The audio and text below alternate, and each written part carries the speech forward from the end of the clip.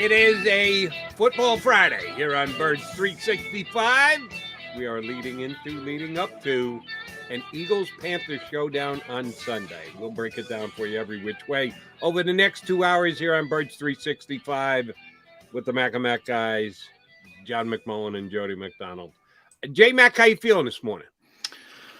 Feeling focused. It's a focus Friday, Jody, but I'm a little jealous of you, which you know why behind the scenes, but we'll just leave it at that. No, we won't, because I want to thank the people from Screwballs last night. I hopped out and jumped on Countdown to Kickoff here on the JAKIB Media YouTube channel. Joe Krause hosting, and both ways, both on the air and off the air. And a couple of the other guys, Luigi and Coach, sitting in with me. We broke down the game pretty effectively, I thought, last night. Good spot. Never been to Screwballs before. Outstanding pork sandwich. I got a little info ahead of time that the pork was the way to go, and absolutely positively right. And yes, my payment, little stateside vodka, which I'm predicting will be tapped into at some point over the weekend. And I'll have a review of that maybe next week here on Birds 365. But we miss you, Mac, man. Glad to have you here for the next 2 hours. First things first, and this is a staple. I think I miss out, and it's shame on me for this. The John McMullen itinerary. All right. So when do you leave for Carolina? Now you're killing me. See, everything is, I'm very focused on the You're now focused, and you today. didn't know I was going itinerary on you. No, you did not. Yeah, I did not. That tells you. See, that's a, I'm tapping myself on the back here, but that's a good host. You got to ask questions That's right. that they're You not gotta prepared for, where they already have answers that they contemplated out hours, if not days before. No, I need to know exactly when John McMullen is leaving and coming back from Philadelphia. Well, yeah, leaving 5:23 on Saturday, but it is a certain airline where that's always a little bit shaky. I will leave that to supposedly leaving at 5:23. And then I don't even know. I'm coming back Monday. I know that. But let me try to figure out when in a few minutes. Yeah, because we kind of need to know when we're going to have you on Monday. That's kind true. of an important part And of I the think, show. and I so we think, need to know whether you're hosting or just doing a guest. Well, I'm spot. definitely not hosting. And I might be out entirely, but I have to check that during the break because I did get a morning flight. So maybe I could jump on at the airport depending on timing, but I have to double check. Glad one of us cares when John McMullen's on the show. Yeah. Apparently, John McMullen doesn't care, but his partner, Jody McDonald, does. So, yes, at some point, I will need that all-important information out of you. Yes, that's, it's interesting because when you do book flights, they're real good on your flight out. They give you 17, reminders. The flight back, though, they're like, oh, we'll worry about that when we'll worry about it. So I got to dig through. I got to dig through 17 emails and try to figure out which one has that info. All right, we'll see if he can get that up before the show is over and done with. You will enjoy the show if you stay put today. We got two good guests. Josh Tolentino, new Eagles beat guy for the Inquirer this year, who is making his debut appearance on Birds 365, is going to jump on with us within the next 20 minutes. I've never spoken to Josh before, so I'm very much looking forward to it. McMullen will give you not only the update on the football game, but what kind of a in the media type guy Josh Tolentino is. Is he a guy who runs to the food line? Does he beat Johnny Mac out for hot dogs? No, Josh is young and TV ready, so you'll see Josh. So, all right, sounds good. Looks good. Looking forward to talking to Josh Tolentino. And then in hour number 2, we're gonna get Mike Garafolo up here. You know Mike, read him on NFL.com, catch him on the NFL Network. Yes, he's a national big shot, big time guy. But he's a Philly guy at heart. You know it. I know it. We all know it. He is still very much connected and has his finger on the pulse of the Philadelphia Eagles. So we're looking forward to getting Mike Garafolo up in week number 2. All right, Johnny Mac, Eagles and Panthers, Sunday, 1:00 game. I said this last night when we were taping Countdown to Kickoff out at Screwballs. There's a key guy in this game, maybe more so than any of the 4 previous games the Eagles have played. Because Patrick Mahomes is so much like a given that I can't even say he's the key guy going into a game. No, he's going to get 3, 4, 5 touchdowns. You just want to keep him from getting 6. Well, the Eagles did. They got 5, and I guess that was enough. But you get my drift here. This game, I think, hinges on Christian McCaffrey. He is one of the more exciting, talented players in the National Football League. He missed last week. He was limited in practice yesterday for the Carolina Panthers, but they did get a chance to talk to him. Media did get a quote out of him, and he said, "I'm definitely feeling great." Well, then why were you limited? They're being protective, overly protective, side of caution, all that stuff. The Eagles have just not been able to stop the runs the last 2 weeks. Not only have teams run against them, they've run through them, around them, down their throats. Use whatever descriptive adjective you want to describe being gutted by the other team on the run. And you don't expect that out of the Kansas City Chiefs, but that's exactly what you got. If Christian McCaffrey is 100% or close to it, and he is on the field for the majority of the game tomorrow, the Eagles got an issue trying to stop him. No, I agree with that. It's going to be interesting to watch what Jonathan Gannon does because he's taken a little bit of heat this week. I do think he's going to change from the philosophy you mentioned, Patrick Mahomes, sort of like a Michael Jordan type player in football. Right. You just try to limit him from not 40 to 30, whatever. It's going to be there, though, is what I'm trying to say. And Tyreek Hill, probably the most explosive player in the NFL.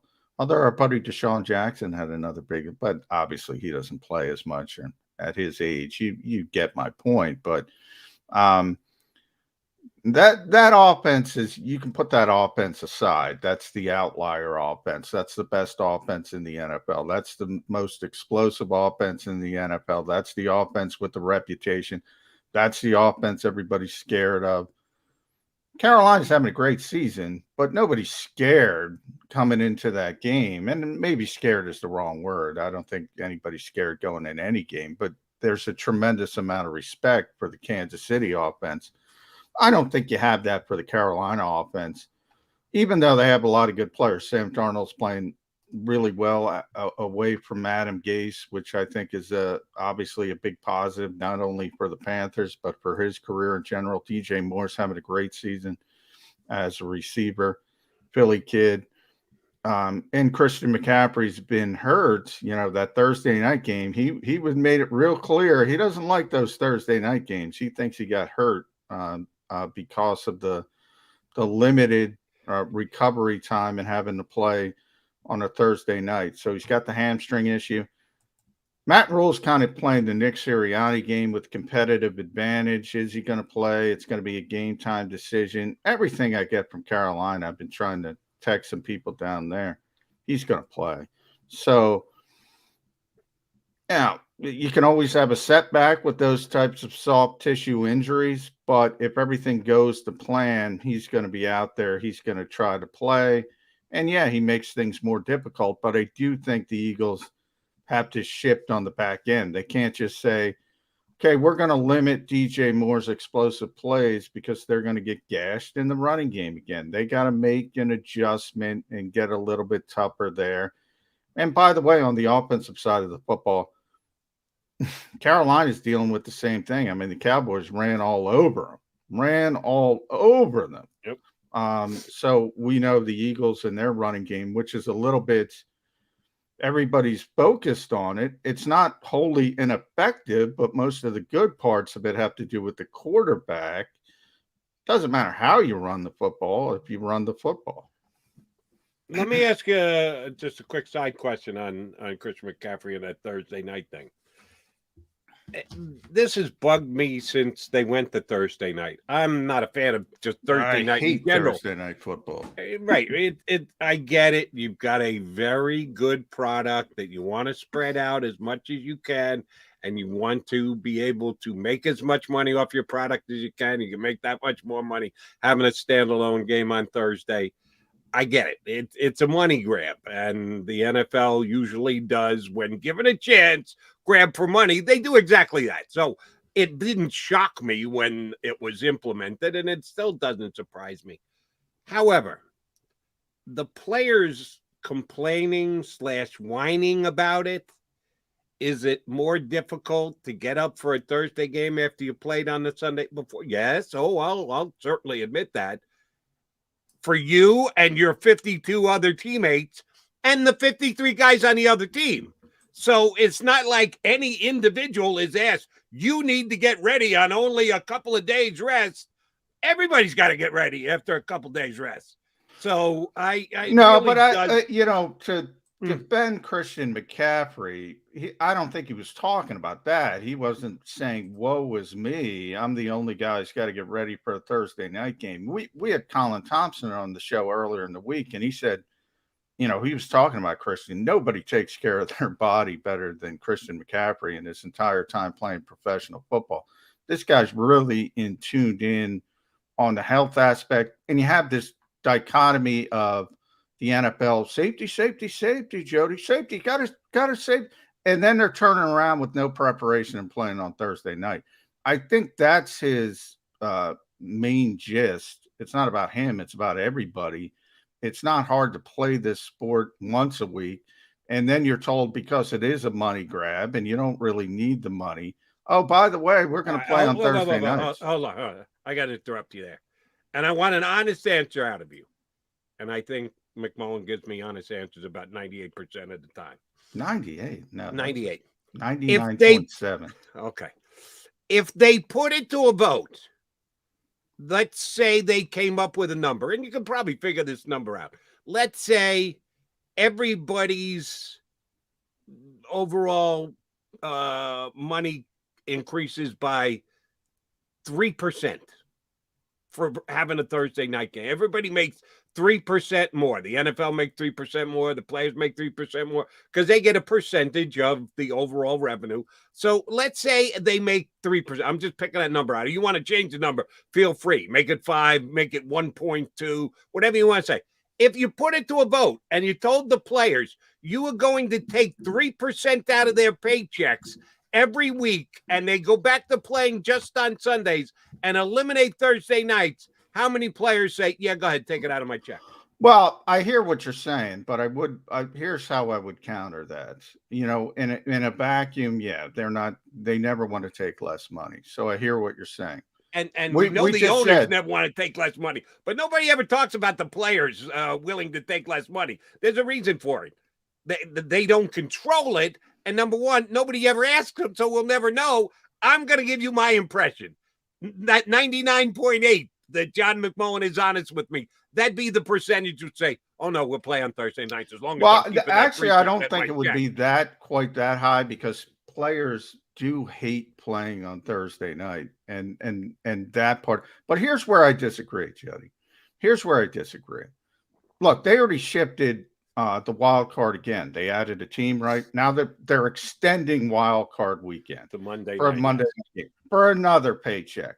Players aren't going to have a problem with that. I have a problem with that. Players aren't going to have a problem with that. Now, maybe you'll have coaches talking about preparation time if you win. And if you got a short team that wins that Monday night game will have a problem going forward the next week. But not the players. That'll be a coach's thing. We don't have time to prepare. We don't have, the players. There'll be one whining player like Christian McCaffrey that week. Maybe. I guarantee you. There's a big difference. Christian McCaffrey, Jody, I talked to these guys over the years. They hate playing on Thursday night. It's not like he's alone in them. They hate it. They hate playing on Thursday night. The coaches hate it. Nobody has any preparation time. They don't even practice. You'll see it coming up on Tampa Bay. They don't even practice on weeks they have a Thursday night game. The product suffers. The league doesn't care because it's all about the cash game. But you said if you take 3% away, 2%, they'll just find another way to get that 3% back, 2% back. And they already did with moving the wild card game. They get another paycheck. They this league isn't hurting for money. And by the way, from that standpoint, I think the product's oversaturated. Now, people keep tuning in, but they don't need that game. They don't need that game. And there is a blatant hypocrisy. You have to admit this, Jody. If you talk about the safety issue, and I already know the hypocrisy, so it doesn't bother me. But if you're like these other fans who actually go, oh, the NFL's trying to keep players safe. No, they're not. They're protecting themselves from future legal ramifications. That's all they're doing. But when you say, oh, we got to take this out of the game, we got to take this out of it. But by the way, show up on Thursday night and play. It's bull. You know what, Jody? You know it's bullshit. Your point is well taken and dead on accurate. But I will once again say, for those, and yes, the players are the ones who have to deal with it. The owners sit above and go, yeah, we'll play on Thursday night. They're not the ones who have to prepare and get ready and have a short week and deal with injuries and everything. You're right. But again, and it'll never come to this, it never has come to this, never will come to this, if they put it to the players and said, here's the deal, we'll wipe away Thursday nights. We'll all make less money. And let's do the math for you. Take 3% away from your salary. You guys vote. Would you rather play on Thursday nights and make 3% more, or would you rather not play on Thursday nights and make 3% less? About 90% would say, yeah, let's play on Thursday. I think I agree with you. The vast majority wouldn't want to give any money back, but I think you'd be surprised. The number would be much lower than 90%. Guys hate playing on Thursday night. And it's not just Christian McCaffrey. They hate it. They don't like it. They don't want any part of it. Now, if it hits them in the pocketbook, you're right. It's totally different. They don't think of it. That's my point, John. And I 100% understand what you're saying. There's a whole bunch of players that don't understand. They just get paid what they get paid. They don't realize that they're making more money because they're playing on Thursday night. Oh, the owners do. All the CEOs do. All the presidents do. They know all the numbers. Yeah. They crunch the numbers. The players don't. So if you had to sit down, you explain to the players, here's how much you make when we didn't have Thursday nights. Here's how much more you make now that we play on Thursday nights. And if you don't want to play on Thursday nights anymore, we're taking that out of your pocket. If you laid it out like that, 90% of the players would say, oh, really? Oh, shoot, I guess we got to suck it up and play on Thursday nights. Well, I would say you're right. A lot of players aren't as financially savvy to realize it. And if you tell them, if you phrase it like that, they'll go 3%. I'll try 3%. A lot more than you would think. Now, you're talking about, it's probably going to be a $15 billion industry. I have to check what Thursday Night Football rakes in. It's their least valuable television contract. Wouldn't be that much of a financial hit for this league. In a lot of ways, it doesn't make Thursday Night Football doesn't make sense. In a lot of ways, doesn't it? And by the way, one of them is financially. It's not worth it. It's not worth it. I talk about that future legislation. The real reason behind the NFL safety dogma, this is going to come back to bite them in the ass. They're not forward thinking. Somebody's going to figure out down the road how to take advantage of this to get money from the NFL, saying this league, what I've just laid out to you, this league doesn't care about safety. This league pushes its players on the field so quickly after games, and you have, Christian McCaffrey and other high-profile players saying this is not good for us. This is not the proper way to go from a safety perspective. This is going to bite them in the ass, and they're not thinking about that down the road. They think about head injuries. They think about that kind of stuff because it's been thrown in their face. This is something that's sort of under the radar that will eventually come back to haunt them. And they should get a little bit more forward thinking. John, you've got a very good grasp on it, but I'll stand all over my belief that the players, if you actually showed them the numbers, do some quick math. We got Josh Tolentino joining us here in just a couple minutes. A $10 million player, which is above average. The average NFL salary is what? $4 or $5 million, somewhere there bad. You got guys who make less. You got guys who make $30 million. So let's just use a nice round number like $10 million. 10% of that would be $1 million. 3% of that would be $300,000.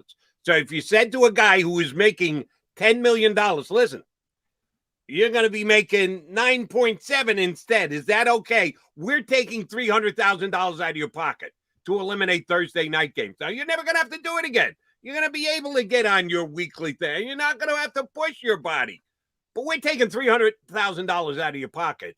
Do you think the player's going to say, oh, okay, yeah, here's the $300,000 back? Or do you think he's going to play, I'll suck it up and get ready for Thursday night? I'm telling you, I think the great majority of them would say, yeah, I'll play on Thursday night. They complain now because they don't understand how much extra they're making for it. All right, we got off on a major tangent. We got to get back to Panthers-Eagles. And we'll do so with the help of Josh Tolentino from the Inquirer. He joins us next here on Birds 365.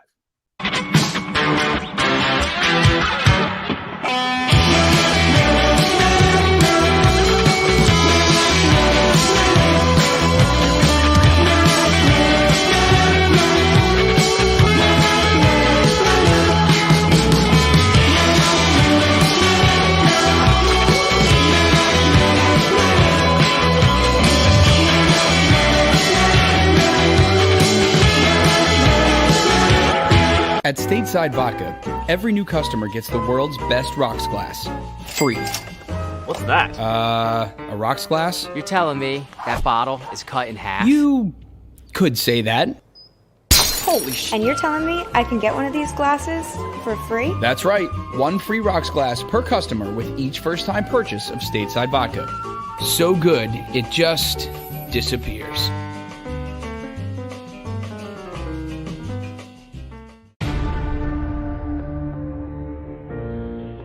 When it comes to the fight against insurance companies, large corporations, and the healthcare industry, injured victims are always the underdog.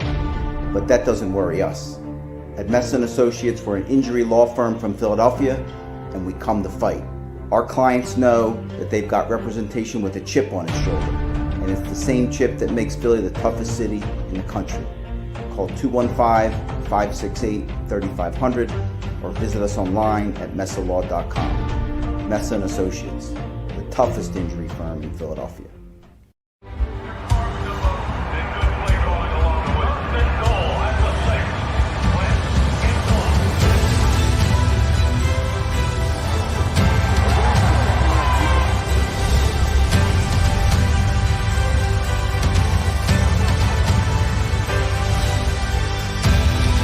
On the field of life, First Trust Bank is there for you. Champions on three. 1, 2, 3. Because Philadelphia dreams deserve a Philadelphia bank. Go for the midnight dares. Go for the game. Go for the hits. Go for the fans. Go for the win. Go to Ocean Casino Resort. Book your trip at theoceanac.com.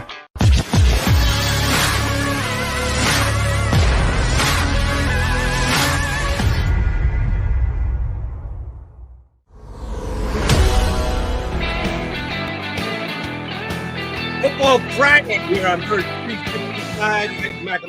John McMullen and Jody McDonald, and a new contributor to Birds 365, making his debut appearance with us. John knows him well from the press box down at Lincoln Financial Field, but he's looking good here on Birds 365. Josh Tolentino, the Inquirer, joins us. Josh, thank you much for jumping aboard with us today. Hey, J-Max Squared. I appreciate the opportunity to hop on top of the morning to you guys. We're just about, what day is it, John? Friday? It is Friday. I always have to think about that myself. Yeah, you know how the days go together, Josh. And we'll be seeing each other in a couple hours. But before then, we'll spend a couple minutes together.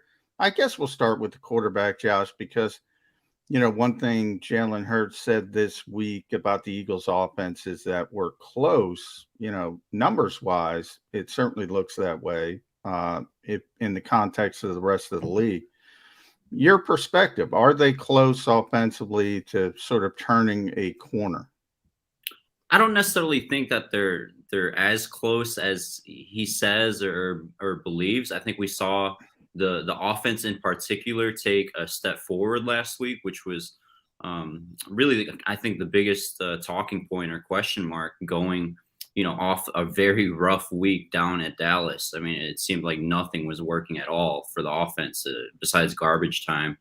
I mean, yeah, they showed some signs of improvement, and I think Nick Sirianni is still figuring out Jalen Hurts the same way that that Jalen Hurts is figuring out Nick Sirianni. I think John, you, me, and others in the press box early on in the season, there were times where, we're seeing some plays, particularly against the Niners, where it's like Jalen Hurts is that quarterback, right? Like, this isn't Phillip Rivers, this isn't Andrew Luck, but it looked like, these would be play calls designed for a quarterback like the ones we just mentioned, and not Jalen Hurts. So I think that, again, I think these struggles and learning each other, the chemistry definitely between not just Jalen and his receivers, but straight up just Nick, and forget about the personnel just for a moment, but just Nick figuring out Jalen and what he likes. I think it was going to take some time. So are they close? They're closer than where they were a couple weeks ago. But again, I think those are important conversations that Jalen needs to have with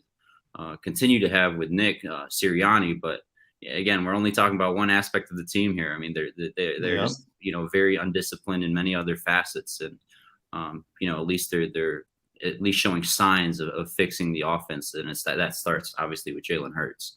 Josh, I'm going to ask a very narrow focused question.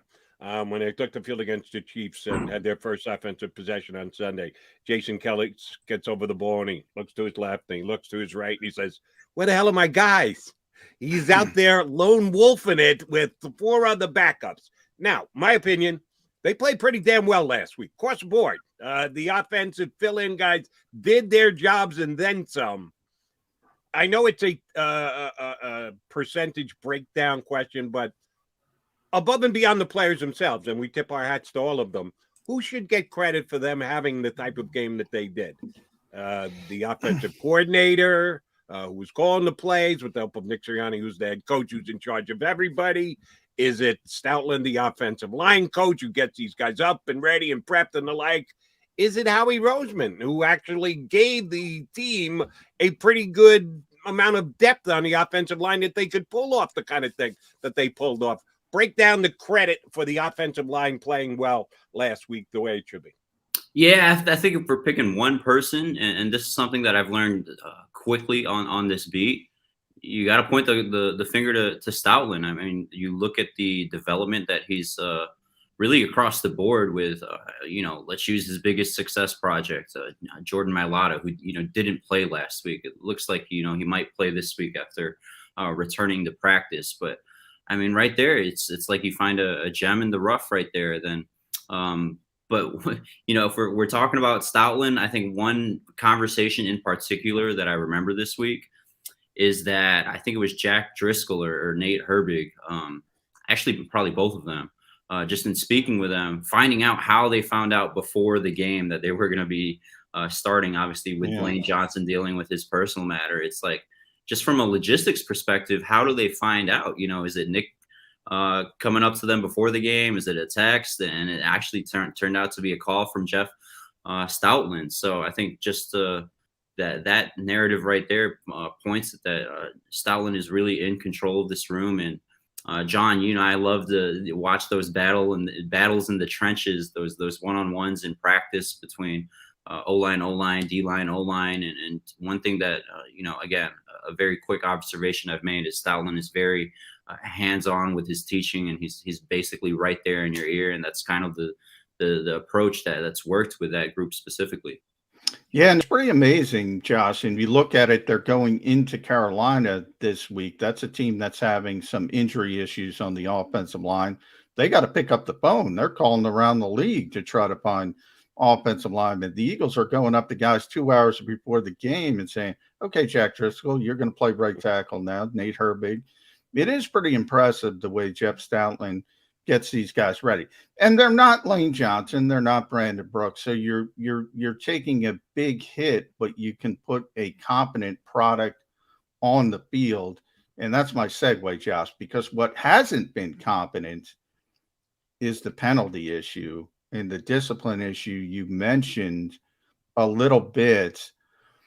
Penalties are up all across this league, but Eagles are down at the bottom of the league. So even when you put it in that context, is it just a young coaching staff? Is it just undisciplined nature? What's your perspective? Why so many yellow flags on the Philadelphia Eagles?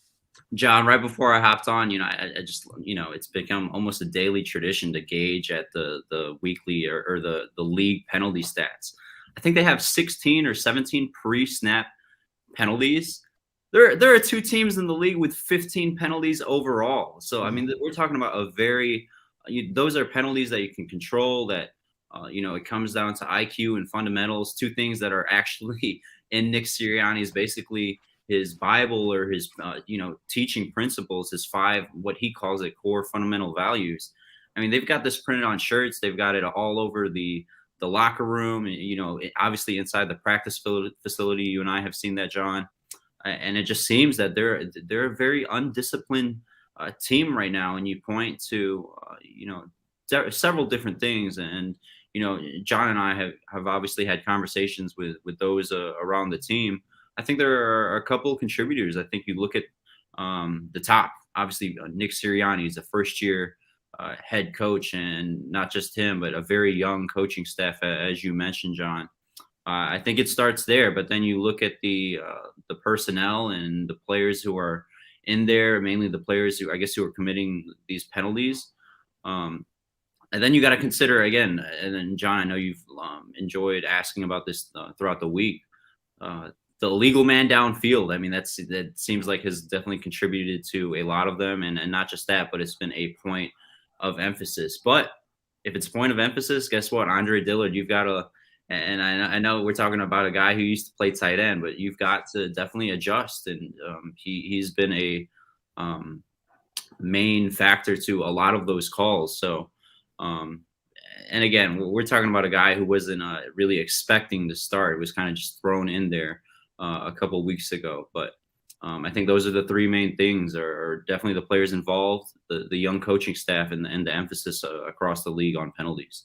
All right, Josh, going to make you make a call again where the answer is a little column A, little column B, little column C, but put the one on top of the pile for me. The Eagles' inability to stop the run the last 2 weeks. We know it's the players mostly, but I want to ask you them in groups. Is it the down defensive linemen? Is it the linebackers? Is it the safeties? Is it Jonathan Gannon and his non-existent system, but just putting guys in the right place to make plays? Oops, not enough of that. Of those 4, which one would you point the finger of guilt most at? Jody, when I got here, I really was kind of taken aback by Jonathan Gannon, and I really enjoyed all the conversations that he's had with us, and I really do think that he can be a successful coach in this league, and his teaching philosophies I'm really high on. But these past couple weeks, and most especially last week, there were just so many eye-raising, shoulder-shrugging type questions when you look at the personnel that's on the field. I think at least 3, just looking back at the tape and the play script, at least 3 of the touchdowns that Patrick Mahomes directed down there in the red zone. On 3 of those calls, they had their backup defensive lineman. And again, obviously a lot of thought and goes in, a lot of talking goes into these decisions with Jonathan Gannon, the coaching staff, and then obviously the players. But they're trotting out Teron Jackson. I mean, Milton Williams, a rookie, Ryan Kerrigan, who he's basically committing highway robbery with his, what he's done here coming to Philadelphia in his production. We want to talk about, Fletcher Cox and, his absence in the stat sheet. Fletcher Cox is better than all 4 of those. And, what is he doing on the sideline in those moments?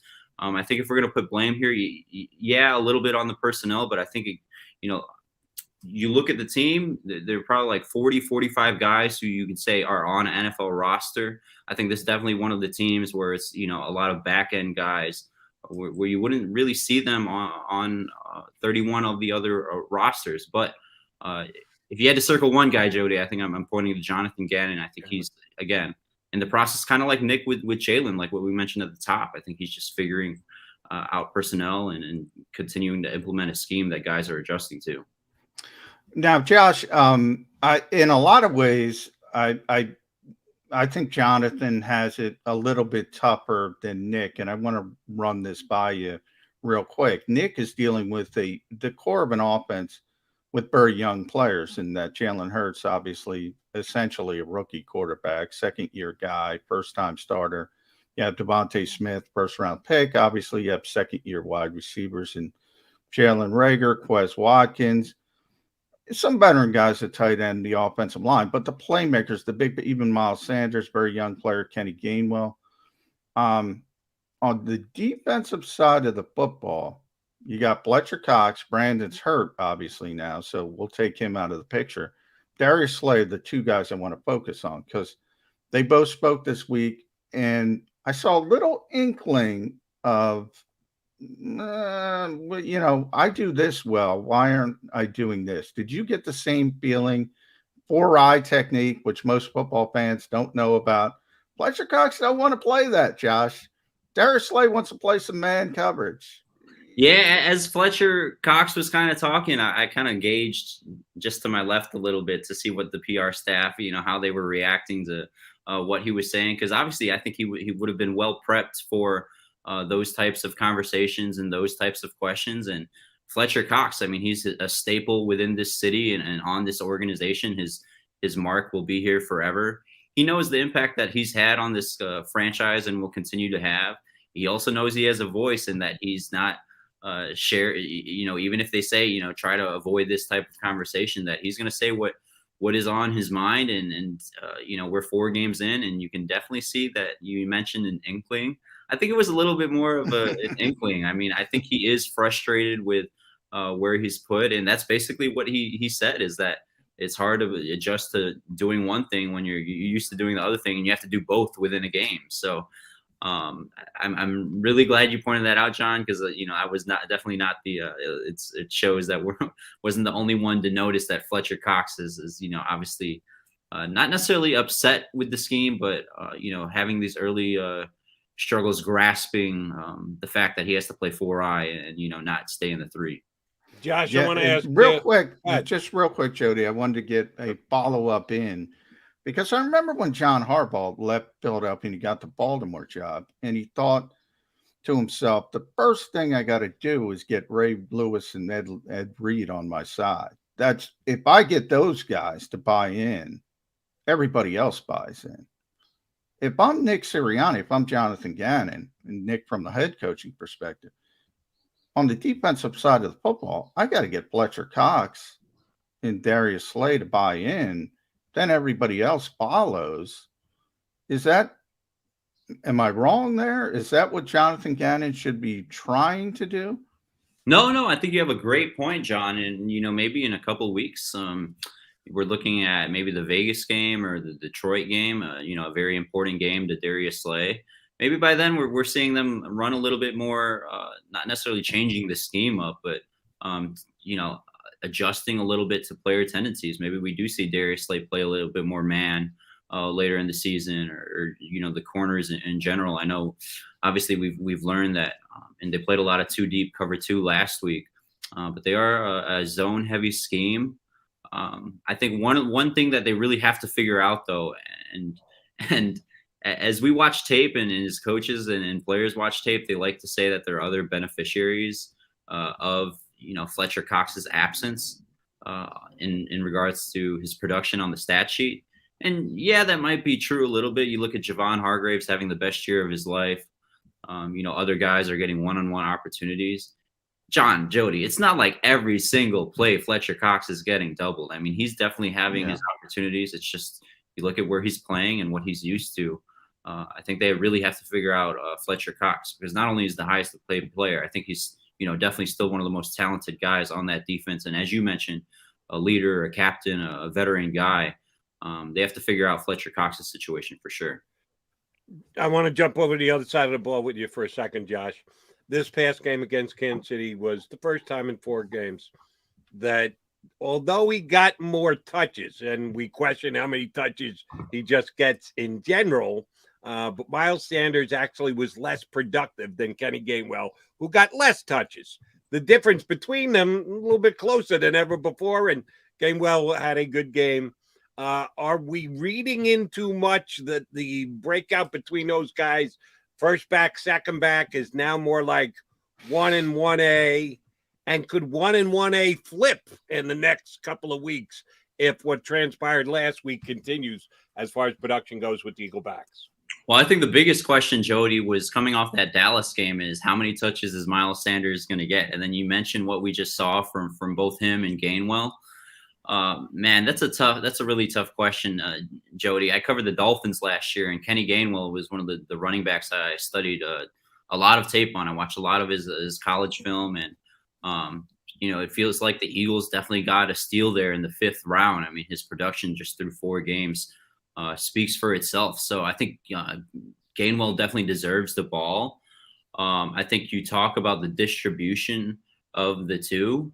I think Gainwell is definitely going to be deserving in that conversation, but there's obviously no denying what Miles has done in his 2 years in the league, and his impact on what he's done here in previous seasons. But I think a more important conversation to be had, and this could be skewed a little bit because they were playing Kansas City and they kind of knew that they had to score a bunch of points last week, and that was also their thought process heading into Dallas. I'm very curious how they're going to approach Carolina's defense, a very good passing defense. They got to give Miles Sanders the ball more. Not just that, they have to run the ball more. Up until the 4th quarter, I believe, John, Jody, last week, the Eagles were 1 of 4 in the red zone. I think they finished with 2 garbage time touchdowns. But up until that point, they were 1 of 4. And in those 4 red zone opportunities, if you look back at the play script, they only ran the ball like 2 or 3 times. And we're talking about in the red zone where you need to be running the ball. And I know a lot of fans, they want to talk about the offensive line and, the backups of the backups were in there. But if you look back, John, Jody, at Kenny Gainwell's touchdown, he had a 7-yard scamper into the end zone. The blocking was perfect on that play. So why aren't they running the ball more, especially in that part of the field? So, again, another great point, Jody, and not just the distribution of the two. I think just in general, Nick Sirianni needs to be dialing up some more run plays, and I think he will against Carolina. These past 2 games, they knew they had to score points. They knew they were going to pass the ball. I'd expect a more balanced offense, but again, we'll have to see on Sunday in Carolina. Let's talk about Sunday in Carolina. Josh, put your Nick Sirianni hat on, put your Jonathan Gannon hat on. This Carolina team, I think, has played better than most of us expected. Sam Darnold getting away from Adam Gase, DJ Moore, Billy Kidd having a big year. That defense gets after you from a pressure standpoint. How do you attack the Carolina Panthers? They, schedule-wise, they've beaten the Jets, the Texans, so maybe they aren't quite as good as that 3-1 record looks, but certainly a competent team. Oh, definitely. They're even a more competent team if the guy who returned to practice this week, Christian McCaffrey, ends up playing. Honestly, I'd be surprised if they, in a way, rushed him back, but I was kind of caught aback I think it was yesterday, John, Thursday, that he, the day he returned to practices, that he spoke to reporters and told them he's feeling really, really good. So he might be feeling really, really good, but we've seen in situations, where coaches are slow to hold players back. You look at Rodney McLeod situation this year, recovering from his injury. And, that's just one instance, but again, I'd be surprised if they saw Christian McCaffrey, but again, a way more potent offense with him back there. But even without him back there, they're a very sound group, both offensively, defensively. They've got some key injuries on defense. And I think if you're going to focus there just for a second, segueing from our last conversation, they have to run the ball. I mean, this is a team without one of their top corners, and Stephon Gilmore obviously won't be eligible to play, and Shaq Thompson, one of their top producing linebackers, it looks like he's going to miss the game. They have to run the ball, especially when they know that this Carolina defense, they're very fundamentally sound in the passing game. And you're talking about a guy in Jalen Hurts who took a step forward, and you want to continue to see him take step forwards. I don't know if he's going to necessarily be able to do that against this Carolina defense. I'm very curious to see Nick Sirianni's opening play call script, and I think what we've learned, John, is that I don't know if Ocean or any of these casinos around here in this region have this type of prop bet, but they should start making a prop bet where first play is going to be a screen or the over under. Oh yeah, bubble screen to Quez Watkins. The over under on thought. screens. Yeah. I think a good number for that would maybe be 5.5, 6.5, because they love to run those plays and get these quick outlet guys. And so Jalen Hurts and the offense, they're definitely in for a test. But how can they get through that test? Run the ball. Yeah, Quez is a little banged up, so I'm going to go Jalen Reagor this week. Bubble screen to Jalen Reagor. That's my problem. Jalen Bubbles. Josh Tolentino, a guy after our own heart, making up his own lines here with us on Birds 365. We love it. John mentioned the fact that DJ Moore, Philly kid, could be a pain in the Philadelphia rear end this week. So could another Philly guy, Haason Reddick, who way back when we started the show, he was a free agent that I said, I know the Eagles are okay at defensive end, and he's going to get paid like a starting defensive end, but it might be worth putting that kind of money into a defensive end and bring a homeboy home. He ended up with his homeboy coach down in Carolina, but how big a problem does Haason Reddick show for the Eagles coming up against that revamped offensive line this weekend? Yeah, definitely. And you talk about the offensive line. It doesn't look like Lane Johnson is going to play. I mean, he's obviously missed practice all week. They're going to have a walkthrough today at the stadium. He's the type of pro where, in his instance, if he wanted to play, they would definitely trot him out there. Just everything he's been through in his career. But it looks like they're going to be without him. You look across the offensive line, and all the backups that are in there. Could they cause issues? I think so, Jody. And you look at what about last week? They played very well against the Chiefs, and the offense was able to put up all those points. They were playing the Kansas City Chiefs. The Kansas City Chiefs, they're known for their offense. They're known for Patrick Mahomes, Tyreek Hill. That was a very sloppy defense, and a lot of people like to point. Oh, what about the Honey Badger? Honey Badger ain't playing front seven. I mean, he's not getting after the QB. Yep. That Kansas City front, besides Chris Jones, really, who really wasn't much of an impact at all. They really weren't making any type of noise. Jalen definitely had time to throw the ball, and he definitely did damn near 50 pass attempts. But again, how can you maneuver through that type of situation where there's constant pressure on the edges against your backup tackles? Miles Sanders, Kenny Gainwell. I think If Miles Sanders doesn't get 10 touches this week, John, have me back next week, and we're going to go. 10 touches. It seems like such a little amount, 10 touches, but if we get there, that's an improvement for Miles Sanders. I agree with you. Got to get the football to your playmakers, Josh. Josh, I want to thank you. I want to get you on record first, but I want to tell everyone to read JoshInquirer.com. Does a great job covering this team with Jeff McClain, our buddy there. EJ Smith, you got Mike Sealski, Marcus Hayes, who come on this show. So thrilled to have you. We are going to have you back, but I want to give me a score. You got to do it on these types of things. Eagles, Panthers, who wins it? I really do think that they're capable of upsetting the Panthers at home, especially if we see more of what Jalen Hurts and how Nick Sirianni orchestrated to his strengths in the passing game. But I just think that the defense raised so many questions over the past 2 weeks, giving up, I think, 82, 83 combined points, John. I think there are just too many question marks there, the safe bet. And I think I wrote this yesterday. The points might be off, but I think I'll go 27-24 Carolina. If the Eagles upset them, I wouldn't be surprised. But again, if you're making a bet here, I think we got to go the Panthers in a slim margin. Josh, if the Eagles win this week, you'll never be on Birds 365 again. No. The readers, the subscribers, Jody, they've been saying I've been too optimistic about this team. I think I've picked them. I didn't pick them against the Chiefs, but I picked them in their first 3 games. And okay. Spoiler alert, Josh. This will be the first time I picked the Eagles all season. I didn't even pick them in Atlanta. Okay. So I'm on the negative side. Okay, I think it's a winnable game, and they're definitely going to need it on a short week, the week ahead with Tampa Bay and Tom Brady coming to town. So, again, wouldn't be surprised if it was an upset, but I'm going to go Carolina here, John.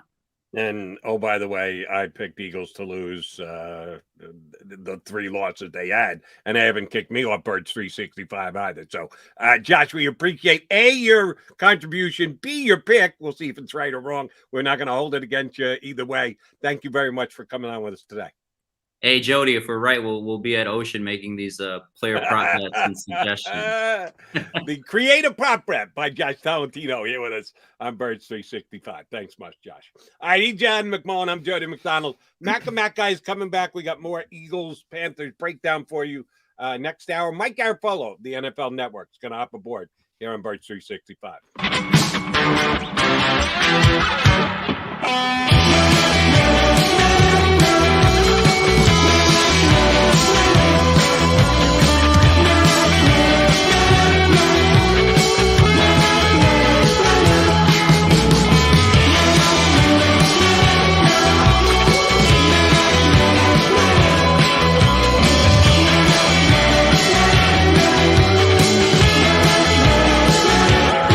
At Stateside Vodka, every new customer gets the world's best rocks glass.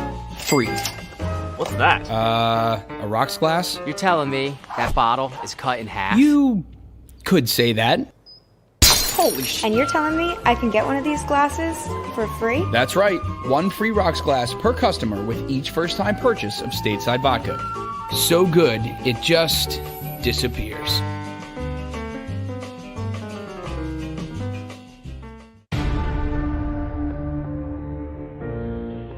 When it comes to the fight against insurance companies, large corporations, and the healthcare industry, injured victims are always the underdog. But that doesn't worry us. At Messa & Associates, we're an injury law firm from Philadelphia, and we come to fight. Our clients know that they've got representation with a chip on its shoulder, and it's the same chip that makes Philly the toughest city in the country. Call 215-568-3500 or visit us online at messalaw.com. Messa & Associates, the toughest injury firm in Philadelphia.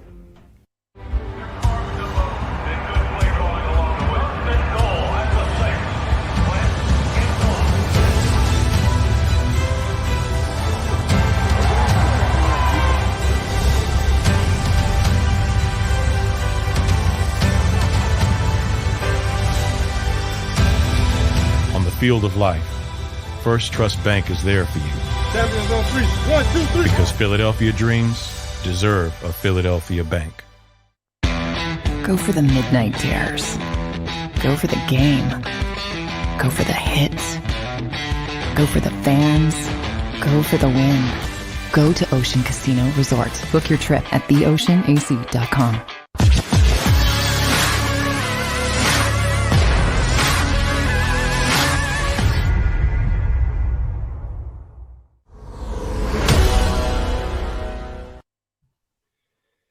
You've got it tuned to Birds 365 here on the JAKIB Media YouTube channel. John McMullen, Jody McDonald hanging with you. Thanks, Josh. Never had him on Birds 365 before. First time they've joined our show. And John, thank you for booking him. Seems like a good dude, and I've been reading him. I think he does a pretty damn good job covering the Eagles. Yeah, he does. And obviously, difficult circumstances. We always talk about replacing legends in sports. You know, Josh is tasked with replacing legends in the sports journalism industry, and Lesbo and obviously Paul Domovich, who are big parts of this show as well. So he's doing a phenomenal job. I wouldn't want to replace those guys, so I give Josh a ton of credit. Agreed. Do want to ask you about one aspect that we got a bunch that we still need to cover. That we got in with Josh when he asked him, hey, you got to make a pick on the game. Good by you. And he picked the Eagles to lose by 3 points. I've actually been a little bit surprised. This game opened up. I followed this stuff. Game opened up with the Panthers as a 4-point favorite, which means if it's played on a neutral field, the Eagles are 1-3. The Panthers are 3-1. But as you pointed out a couple times already, yeah, the Panthers' wins haven't been against world beaters. I think we're still finding out how good a team the Panthers are. Given the chance last week against the Cowboys on the road, they got gashed and slashed the same way the Eagles did. If you look at the stats from Panthers Cowboys and Eagles Cowboys, eerily similar. The Cowboys did basically the same thing to the Panthers last week that they did to the Eagles the previous week. That's why it is as close to, on a neutral field, a pick'em game. Opened up as a 4-point favorite for Carolina, which would mean Carolina looks like a 1-point better team than the Eagles.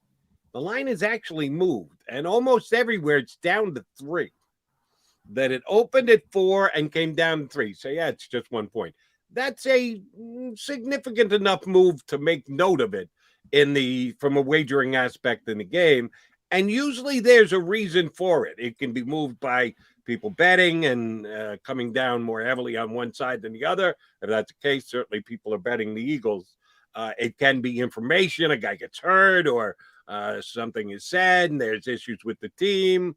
It has come down. And if you'd asked me on Sunday night when the line opened as 4, if you told me it was going to move a point or two one way or the other, I would have suggested it would have moved up rather than come back down closer to a pick'em game. Why do you think the line is moved in the favor of the Eagles? I think a lot of people are thinking the same way I'm thinking, and maybe that makes me think I'm thinking wrongly. I overthink these things. How many times can I say think in one segment, Joe? Think about it, John. Yeah. I think people look at that schedule and look at the Carolina Panthers and look at the way they played against the Dallas Cowboys. If you're looking at the context of that game, if you look at the final score, everything's hunky-dory. No. They got blown out of that game. They got really gashed in the right. We talked about the Eagles getting gashed. I think the Cowboys had 240 or so running the football against the Carolina Panthers. So I think people are trying to put that into context and saying this team really hasn't beaten anybody. And when they did play the first good team, projected good team at least in Dallas, they got handily beaten. And then you look at the other side and I think Josh brought up a good point. Things are going to be easier for Jonathan Gannon. They're probably going to be a little bit harder for Nick Sirianni when you compare it to last week versus Kansas City. That Kansas City offense is an outlier. I've said it 100 times. I'm going to say it 100 more. It doesn't concern me. So you're going to go back to more of a normal approach on the defensive side of the ball. So I think it all comes offensively, and I think people are showing some signs of showing some optimism in the Eagles offense. Numbers-wise, it doesn't look bad at all, the Eagles offense, bottom line standpoint. I know it's very let me grab the numbers right here, Jody. So Eagles offense, and we're now, 4 games. That's not a great sample size, but it's something. Total ranked 8th, 9th in rushing offense, which I think surprises people, 9th in passing offense. Where you have an issue that hasn't turned into the efficacy you need. They're 17th in points per game, which is the most important part of it all. The one issue has been 4th down offense, which we talked a little about with Ryan Paganetti yesterday. That's the one outlier. They're at the bottom of the league there, 28th.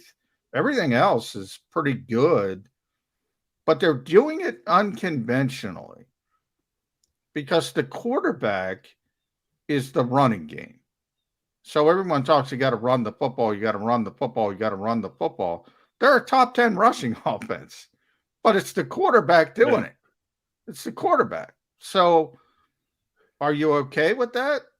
I mean, if they can turn this into points, obviously, and finish drives, and remember last week, Jody, they scored 3 times and that were called back. So if you can eliminate those in 2 cases, really all 3 cases, but 2 were in the red zone, pretty silly mistakes. All of a sudden, this offense doesn't look that bad. That's you hit the nail on the head right there at the end. Are they moving the ball enough? Yes. Are they running the ball enough? Yes. If you count Jalen Hurts runs as runs, which they are, you go, oh, it's not really a run. Okay, then you need to be more specific in your critique. The running backs could be used more successfully. I certainly believe that. But if you're just talking about the Eagles running the football, sure, of course, Jalen Hurts runs counts. Touchdowns. Need touchdowns. You can't take touchdowns off the board. When you get it into the red zone, you need to get 7, not 3. Especially plain against and Kansas simple. City. And especially against Kansas City last week. Now, this week, I don't expect the Panthers. I predicted here on Birds 365 that the Chiefs would hang a 40-burger on the Eagles, and they did. I'm not predicting a 40-burger for Carolina this week, so it's not as pressing this week as it was last week. And yes, some will be determined by the game. If the Panthers come out and take the opening kickoff and march it down the field and score, and then the Eagles have a turnover and the Panthers get a short field and they score and it's 14-0 and there's still time left on the clock in the first quarter, well, that changes the dynamic of the game. But I'm not going to predict that or project that. They need to run the football with their running back. Jalen's going to make good plays with his leg. That's never going to disappear. But they need to get in the end zone. They can't just settle for field goals. If it's a field goal game, because sometimes you get in a game where, all right, the other team kick a field goal. You got to match it. You got to go down. You get 4th and 9. We're in field goal range. What are we going to do? Go for it? No, we got to take the field goal and level it off from what we just did. They need to be a little bit more efficient when they get into the red zone. Nobody would argue that. I'm not sure if the game plays that way this week, though.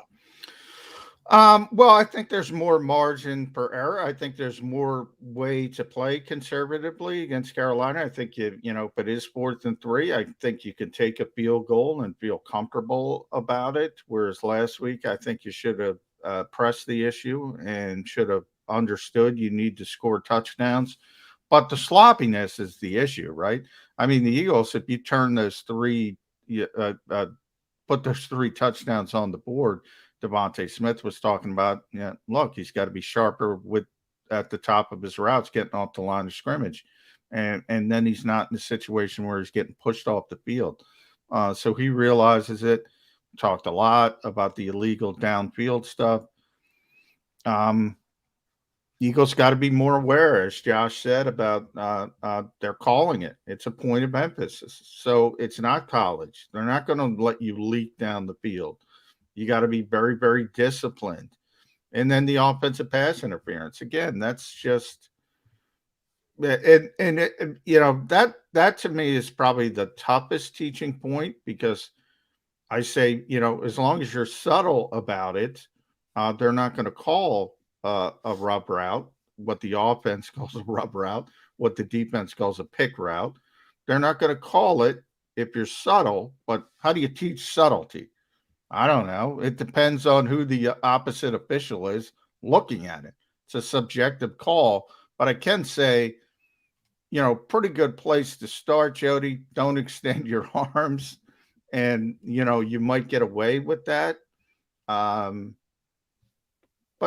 moving the football, they've been pretty effective. But you also have to be realistic. And again, I say, last week against Kansas City, the defense was up against it, obviously. The offense wasn't.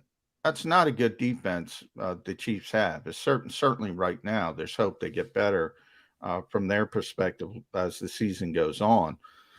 This week, it's more of a normal game, I would say. Carolina is like a normal NFL team. They have plenty of good players. They can hurt you on both sides of the football. But you don't have the splash, oh my God, here comes the Kansas City Chiefs offense into play. I'm surprised we didn't touch on this. I'm trying to remember as best we can, and I'm 99.9% sure we didn't touch on this. That penalty on J.J. Arcega-Whiteside against the Chiefs on Sunday, it has been talked about in a lot of different areas, post-game shows, and certainly on the radio and the like. That was a no-brainer as far as I was concerned. I agree. I know you think the game's well over legislated. It is. And you're right. But that was like pass blocking one-on-one. You can't do it. You're No. down the field. You can't extend an arm like that. I thought it was a blatant, No. easy call, and people questioning it, and was it really? Nick Sirianni and Jason Kelsey lost their minds. I'm like, what are you complaining about? I mean, they're 90% of the time they're going to call that. You get, if they don't call it, you're getting off lucky. That's what they look for in those pick routes is if the arms are extended and you're pushing off, they're going to call it. If you just sort of act like you're running a route, run into the guy, act a little surprised. You got to make it look like he's running into you, not you're running into him. Yeah. You extend the arm. There's no question who ran into who. You basically grabbed a hold of the guy. That was a blatant foul as far as I was concerned, and I didn't understand all the hubbub. You're right, starting with guys on the Eagles and media members thereafter. No, I'm the same way. In the press box, I saw it. They're going to throw that flag every time. I didn't know what people were complaining about either. I mean, I had no issue with that flag, and I think anybody who did is playing homer if they're in the media. I don't know about people in the media, but obviously Nick Sirianni, Jason Kelsey are upset, but I would have been more upset at the illegal downfield stuff because they're really ticky-tack on that. And and if you watch other games, there's no consistency. And but that's really difficult to officiate. And the Eagles, to their credit, have said that. Nick Sirianni has said that. Shane Steichen has said that. It's really difficult to officiate, and it's really inconsistent, and you almost have to accept the fact that if you're going to run a lot of RPOs occasionally, you're going to get bit by that. All right, Johnny Mac, I think we touched on this one. I don't remember. Quote by the defense coordinator of the Philadelphia Eagles, Jonathan Gannon, this week when asked a question about why they don't play much dime defense. I don't think we have to explain to people what dime defense is. It's an extra defense. Evidently, we have to explain to some people. I got some Twitter people, but okay. I think most people. Then a quick tutorial, base sets in the NFL forever, not in the 2020, but take it back to the previous millennium.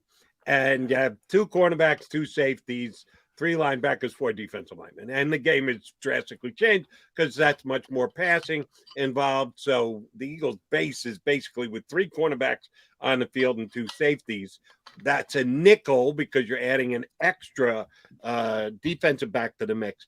If you add another defensive back to the mix and take another linebacker off the field, then it becomes a dime package. The defense coordinator was asked about why aren't you playing dime? Why don't you play dime? Why haven't you played dime? And his response was, well, we're just not a dime team right now. I'm glad you put right now on there, Jody, because a lot of people miss the right now. Correct. And that's part of it and needs to be acknowledged.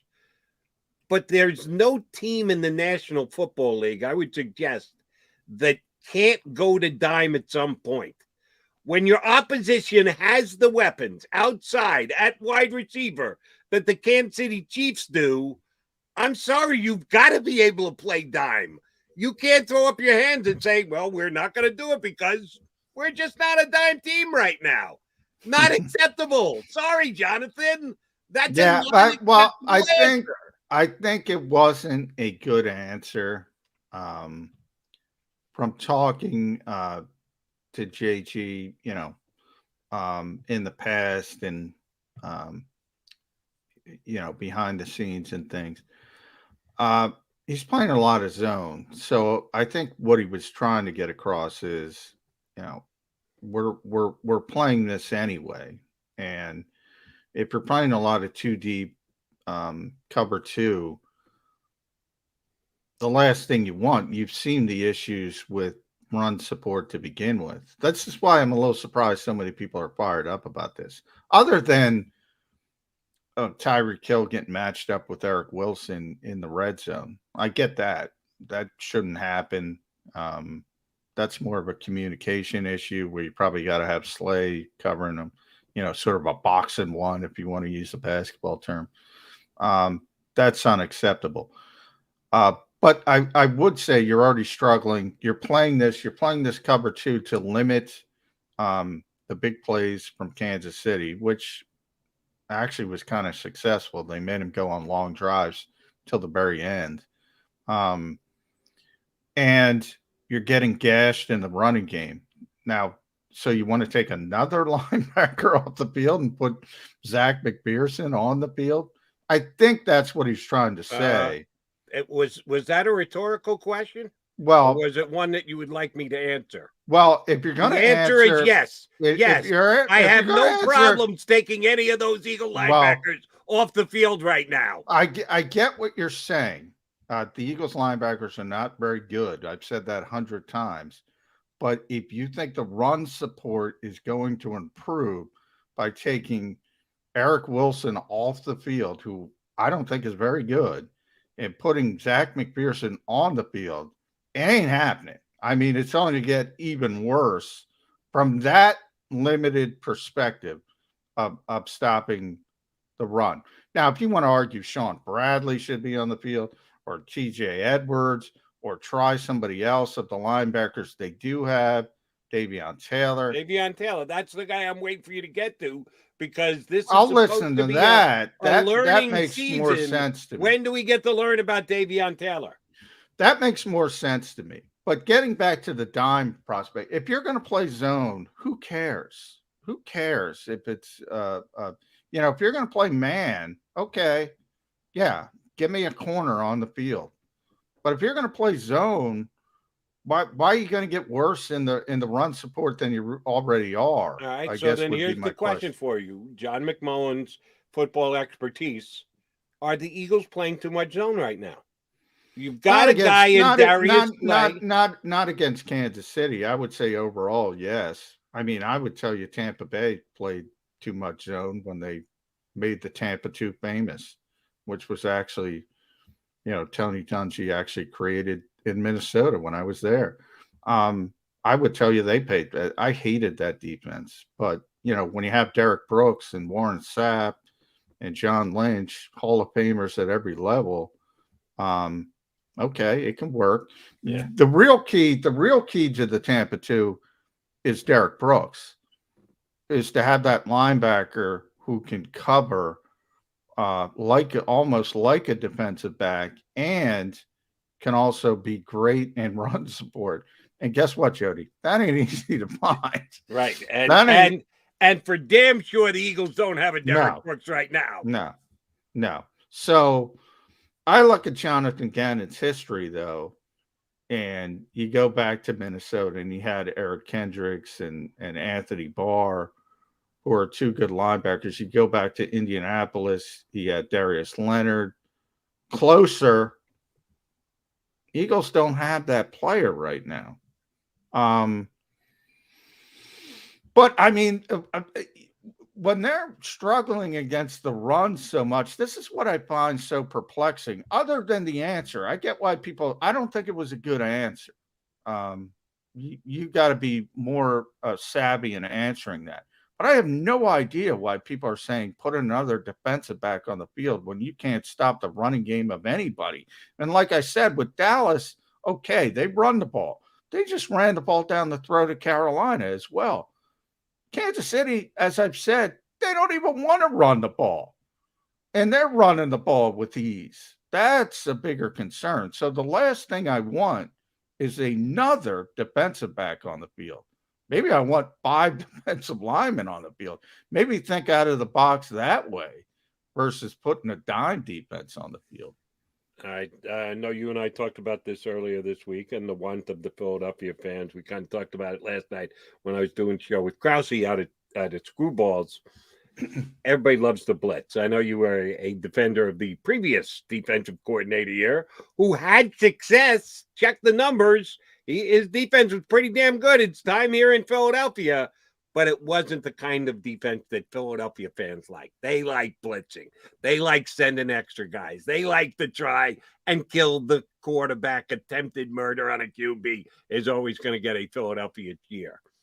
Jonathan Gannon hadn't done that since he got here. He's like Schwartz in that way. The blitz has been nominal. Minimal would probably be the better way to describe it. Even less so than Jim Schwartz. Which people thought, who can blitz less than Jim Schwartz? Answer, Jonathan Gannon. Because they've been gashed as badly as they have the last 2 weeks. Jonathan, go out there on the edge. Maybe it'll be a little bit more aggressive. Bring a blitz from somewhere. And I said this last night on the show. I know people want it, and I would want it too. But realistically, who's that guy? No, if he's going to blitz someone, you need to decide who's that going to be. I know they brought, I think, only one corner blitz all year so far, or only got home with one corner blitz. Avante Maddox, I think, has a half a sack, and he's the only guy in the team that does. If I tell you, John McMullen, he's going to be more aggressive, he's going to blitz more, who is that guy most likely to be? They don't have. See, this is where really don't have a candidate for it. It would have to be the Sam linebacker, would have to be Jannard Avery, would have to be Patrick Johnson, maybe a slot blitz, as you mentioned, from Avante Maddox, but not consistent. Remember, at least Jim Schwartz had Malcolm Jenkins. They don't have that type of player on the back seven. So, yeah, by the way, Philadelphia's got to get out of the Buddy Ryan mode. I mean, not happening. Not in your lifetime, not in my lifetime. I mean, yeah, and if you do blitz, you're probably, with this team, you're probably getting a flag anyway for roughing the quarterback. So just play, stay in your lane and play your zone and try to figure out run support. Play it a little bit better than they have the last 2 weeks. All right, he's John McMullen. I'm Jody McDonald. Quickie timeout. I see Mike Garafolo, smiling face from the NFL Network, NFL.com. Philly boy Mike Garafolo joins us next here on Birds 365.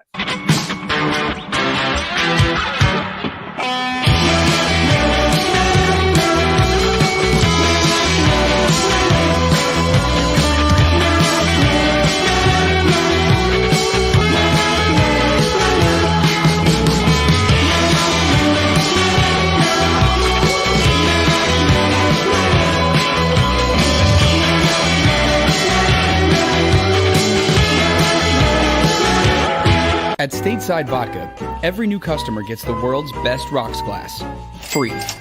What's that? A rocks glass? You're telling me that bottle is cut in half? You could say that.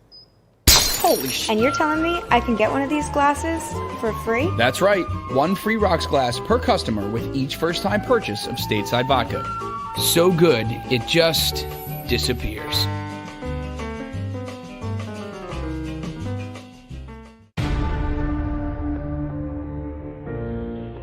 When it comes to the fight against insurance companies, large corporations, and the healthcare industry, injured victims are always the underdog. But that doesn't worry us. At Messa & Associates, we're an injury law firm from Philadelphia, and we come to fight. Our clients know that they've got representation with a chip on its shoulder, and it's the same chip that makes Philly the toughest city in the country. Call 215-568-3500 or visit us online at messalaw.com. Messa & Associates, the toughest injury firm in Philadelphia.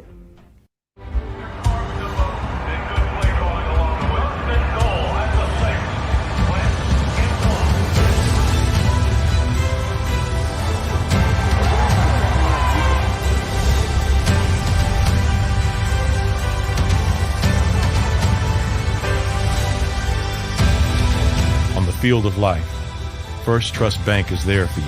Champions on three. 1, 2, 3. Because Philadelphia dreams deserve a Philadelphia bank. Go for the midnight dares. Go for the game. Go for the hits. Go for the fans. Go for the win. Go to Ocean Casino Resort. Book your trip at theoceanac.com.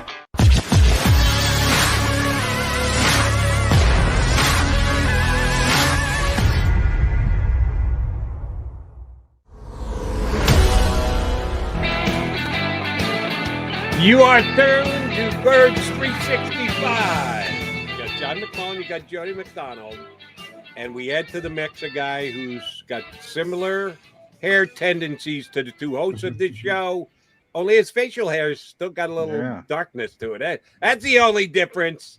You got 3 lookalike guys here. One of them at least had some brown/black in his beard as compared to the two Santa. There's a reason Mike's on TV and we're not. He is a TV handsome guy, and he's a Philly guy through and through, even though he's working the national beat these days. Mike Garafolo of the NFL Network joins us here on Birds 365. How you be, Mikey G? Hey, guys. How's it going? Doing well, Mike. Good to see you. I hope the phone problems are fixed. Are we good on the iPhone problems? That's number one. Oh, yes. I forgot it was down there. I had one of the all-time annoying iPhone issues. The phone was working, but the screen wasn't. And to the point where I could actually swipe and do things. It was almost like if you cover the top of your phone and you get a text, it won't light up. So it was like that, but it was nonstop. And John was on the cubicle across the way, and I'm screaming and trying to fix it. I'm borrowing chargers. I tried to help. Yeah, but I bring that up for. Yeah, I know how frustrating that is, so I bring that up. The frustration aspect. Of the Philadelphia Eagles and the penalties, Mike Garafolo. Oh, sorry, I was going to finish telling the story. But yes, finish. So I go to Mount Laurel, and they give me my new Defender, my new iPhone, and as they're getting ready to open it, the phone comes back to life, and it's been good ever since. Knock on wood. Sorry, go ahead. That is always the way it goes. So the minute you get the new phone, the old phone works. Now you got the backup. So everything. You need 2 pairs and a spare. That's what Jonathan Gannon tells us. Philadelphia Eagles, though, Mike. Penalties. You cover this league from a national perspective. Look, it's bad. I mean, even though they're up across the league, the Eagles, 3 touchdowns called back, young coaching staff, discipline issue. Am I making too much out of this? No, I mean it's an issue. Everything you kind of mentioned, you could see inexperience, right? Like it's kind of weird. You know, I thought it was going to be after they beat Atlanta. I said, boy, I'll bet you this is going to wind up being like Doug's first year, where they came out hot, they were 3-0, and then it caught up to them. This one happened faster, and it's almost looking like Atlanta was a fluke because they came out against Atlanta and they played disciplined football. They schemed things up beautifully. They looked like they knew what they were doing. The last couple of weeks, the inexperience has been shown. So are you making too much of it? No, this is the kind of stuff that loses you games in the NFL and loses you your job if you're the guy in charge. But that being said, I've gotten this, and I'll be honest with you, I got this after the Atlanta game from a couple of team officials saying, pump the brakes. This is not going to be that smooth. There's going to be bumps in the road. There's going to be learning experiences. So you'd like to see, you know, the issues about the defense start to get cleaned up. Players are griping. Okay, well, let's put them in situations where they feel like they're better inclined to make an impact. Let's clean up the penalties. Let's start looking like the game plan and the execution like it was in Atlanta. That's what you want to see as you go along, knowing it's not going to be smooth the whole way with a first-year coach and some new pieces as well. But it's the kind of football that's not going to fly in that city. I'll tell you that. Mike, when my dad was done making the multi-million-dollar decisions as a general manager in baseball, he got back to his roots, which was scouting, and he scouted for 25 more years after giving up the big chair. And he used to tell me all the time that he would always put in his scouting reports, when necessary, need to see again. That sometimes you could just see a guy play in a 3-game series and go, holy crap, is he going to be good? Here's where he hits with power. He can field. He can run. Great arm. Boom. Here's the report. I don't even need to see him again. The guy's a top prospect. And there were other guys that you needed to see again and you wanted to see again. If you needed to see him again about 4 or 5 times, then there's a problem because they're just not showing you enough. Give me your scouting report on Jalen Hurts, knowing full well you can say need to see again if necessary. Yeah, well, you're going to run out of those opportunities before you have to make a decision on his future, and that's where you're going with this, Jody, and I get it. Nick Sirianni was glowing about Jalen Hurts the other day and after the game, and they usually give you the I got to look at the film, but he was really happy immediately after the game with the way that he had played. And he did play really well for a good portion of the game, and there were just a couple of little misfires that you wonder, can you live with that? Is that going to continue to get cleaned up? Is he going to play even more? This is almost the worst case scenario. I think I mentioned this to you guys when we were talking in the offseason, where he's good but not great, right? Like you'd almost rather him be terrible. So you go, all right, well, we know we don't have our answer right here. It's just in that zone, and I'm going to be really interested because this Dolphins pick, it seems like is going to be a high one. I think there's a ceiling to how high the Colts pick is going to be. If this continues for the Eagles, it's going to be a high pick. And I think if you've got two in the top 10 and you're poised to either take one where you are or move up to get one, I think you got to do it, right? I think if you made me make this call right now, I'd say you've got to do it. And if that's a little too soon for Jalen, I'm sorry. That's just kind of the way it works in this league sometimes. Yeah, NFL purgatory at the quarterback position. Guys, so I call it the Kirk Cousins effect. Good quarterback, but there's a ceiling. Jalen's a little bit different from a playing perspective, but I agree with you. And by the way, nobody's more plugged into this organization than you, Mike. Did they want to run this type of offense? Did they want to run this type of offense to take advantage of what Jalen Hurts does well? And by that, I mean, Jeffrey Lurie's always been above front. He wants a high-level passing offense. And by the way, I agree with him. That's the way you win in this league consistently. Does he want to be RPO-driven to take advantage of the special skill set of this quarterback? It almost feels like that phase is coming to the tail end of it. I mean, it's going to be there, and it's going to be an element of what you do. And the Giants seem to have discovered it last week, and I think it kind of helped them with Daniel Jones a little bit. You just don't want to rely too much on it. I mean, what Jeffrey Lurie's got to be sitting watching that game on Sunday, going, I want to do what they do, right? But by the same token, they ran the ball effectively, and that helped them do what they do. So you want that to be a part of what you do as well. They're so good. Like the notion of us talking about them coming into the game about, they're not in top form, or defenses figured out the Chiefs by trying to take away the deep ball, as if they haven't been trying to do that for the last couple of years. It was good execution by the Chargers. It was not good execution by the Eagles. So I see what you're saying. I mean, they tailored this offense to what Jalen Hurts does well. I mean, that's what we heard coming into the season. But I think there's a cap to how effective you can be doing that stuff if you go to the well too often.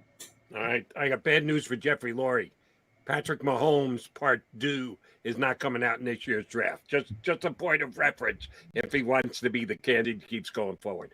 All right, I'm going to play a little devil's advocate here, Mike, see if you can fight me off, or say, no devil's advocate, Jody. I'm in complete agreement with you.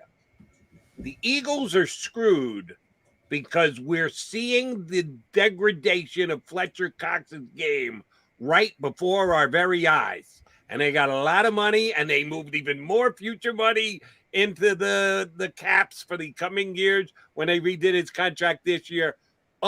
Fletch is falling off a cliff. Am I speaking the truth? Am I being way too freaking harsh? What do you read on Fletcher Cox's lack of production in the first 4 games so far this year? Well, this is the week that he's kind of made it clear. Baker Mayfield, my colleague Ian Rappaport, reported that he had a bad labrum tear in his shoulder the week after. I mean, he's had it for a couple of weeks, but it was right after a bad game in Minnesota, right? So it's really convenient when you find out this kind of stuff. So Fletcher Cox now, hey, it's tough to get settled in, and he did it in the nicest possible way. Now that being said, when Jonathan Gannon came here and started to lay out his scheme, and I didn't say anything because I know how Fletch rolls, right? Like I know he's very emotional, and he's possibly going to get out there in Jonathan Gannon's scheme and say, hey, I like it. But this started back in the spring.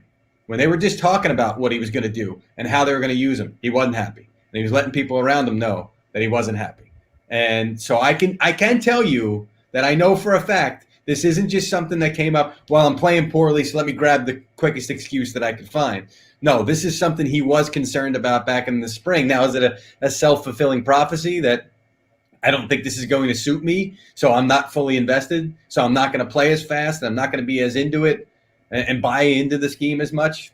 I don't know. I just find it hard to believe that his talent dropped off. I mean, I remember having a conversation with a high-ranking Eagles executive back in the spring about, I think it was actually maybe even further back before they had traded Wentz, and somebody saying, well, listen, for Fletcher Cox, we'll take 2 1s, right? Like something like that, but basically saying that they had that high of an opinion of him that he's still that kind of guy where if somebody wanted to come pry him away, it would just be an astronomical price. So they still value him and think he can still do what he needs to do. I would say that they probably think it's schematic as well. So what do you do from here? I mean, your guy's not happy. He's not playing well. He's one of the best players you have on the roster, period. Do what he wants to do, right? Like, what do you want to do? I understand my scheme, but what do you want to do? How can I make you more effective? So let's see. Yeah, Mike, this was the first week that Fletcher Cox came out and said, at least intimated, okay, for he doesn't, like it, bottom line.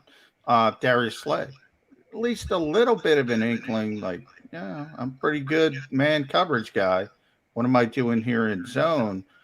I brought up John Harbaugh when he left Philly back in the day for Baltimore. I remember he said, I got to get Ray Lewis on board. I got to get Ed Reed on board. And then everybody follows. Jonathan Gannon making a mistake by not making players like Fletcher Cox and Darius Slay happy. Yeah, you got to be flexible in what you do. I mean, you go one of 2 ways when you come in as a coach and you're working with your front office. What do we want to do? What do we do that suits what we have best? I mean, this is an age-old. I played high school football. I played up front at some point defensively, and I remember that feeling of like, oh, I'm not a 2-gap guy. Look at me. I mean, I tried to put on weight in high school. I was probably 215. It was a joke. I mean, we were not very good. And I remember like thinking, well, unless I'm this big bully guy that I could just throw people around, I shouldn't be playing a 2-gap deal, but that's what they were making me do because, well, that's what we want to run. And it's amazing how on that level and on the NFL level, it could be the same kind of thing, right? Like if your players are feeling like this is what I do best and you're not allowing me to do it and you're forcing me to do something that's suited for somebody else, it's kind of crazy. So, I would think there's going to be some flexibility here and some meeting halfway at the very least, because you just can't continue down this road with your guys already politely coming out and already suggest, because it won't be polite at some point. Yeah. Mike G, I need your opinion on the opponent this week. Carolina Panthers got out to a nice 3-0 start. All right, level of competition wasn't top drawer, but 3-0 is 3-0, and they came plummeting back down to earth against the Cowboys offense in week number 4. But they're 3-1. The Eagles are 1-3. The Eagles have played better teams. The Panthers have played lesser team, but the game's in Carolina. Looks like a damn toss-up game to me. Yeah. How do you see the Carolina Panthers 4 weeks into the season? Yeah, the more that this week has gone on, the more that I've been convinced by a lot of folks. I mean, somebody, an Eagles personnel guy said, we're going to win this week, right? Like just on my way off the phone, I was like, What? We're gonna like, because I heard the confidence and I was like, And I started to think more about it. I thought, okay, this could be a spot, right? This could be a spot where you're kind of beat down, and then all of a sudden you kind of pop up, and maybe you've got the Panthers coming in off a game in Dallas where it was kind of disappointing, and they fought really hard to the end, and maybe they kind of have a little bit of a energetic lapse or a letdown coming in. I could see that. However, they are very good. I mean, their defense is excellent. Stephon Gilmore's not going to be on the field for 2 more weeks. This is week 5 because he has to stay on the PUP list. But CJ Henderson, they're happy early on with what they got from him. So they hope to expand his role a little bit. and start to fill the void by J.C. Horn. I mean, it's amazing you talk about a void for a guy who played 3 games as a rookie, but he was playing that well. So they're really good. Their defense is good. They play fast. Offensively, I still think I want to have Sam Darnold beat me, particularly if you've got McCaffrey coming back. He's played really well. He's played better than I thought he was early on, but I still want him to kind of have to find somebody. And look, Darius Slay, put me in man. Put me on DJ Moore. Make him go to Robbie Anderson because he hasn't done that. Make him go to some of his other targets because he hasn't done that to this point. So I think if you come up with a really smart defensive scheme and your guys are bought in this week and they come to play – what was the saying that Matt LaFleur had with their piss hot? He was talking about the Packers. It's a 1:00 game. They got to come out and play with their piss hot immediately. That's the way the Eagles got to come out and play defensively. And if you do that, I think you can get a jump on these guys and maybe start to feel a little different about things, play with confidence, play from ahead. I know you got to run, Mike. Last one for me. I want to talk about last night's game. The Rams, from this perspective, I don't think Matthew Stafford played well. No. And all of a sudden, they're winning the football game. Obviously, Russell gets hurt, so that impacts things. Although Geno Smith, I thought, did a really nice job. Mm-hmm. The Rams, are they your early leading contender on the NFC side? The NFC West, the NFC side, the whole thing. NFC side. I think they said NFC side.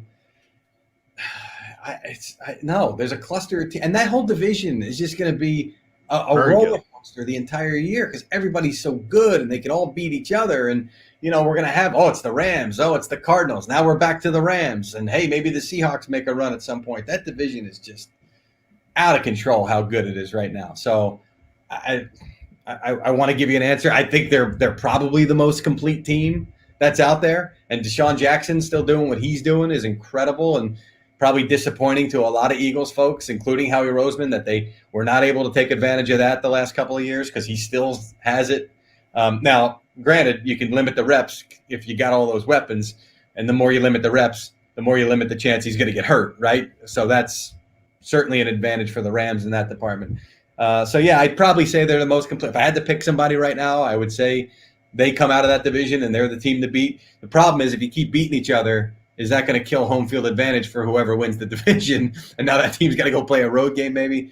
We'll see down the line. But they are really good. They were really impressive. And I remember talking to a defensive coach who said, the bloom is off the rose on Sean McVay. I was like, maybe it was just the quarterback. Maybe it was. And you're right.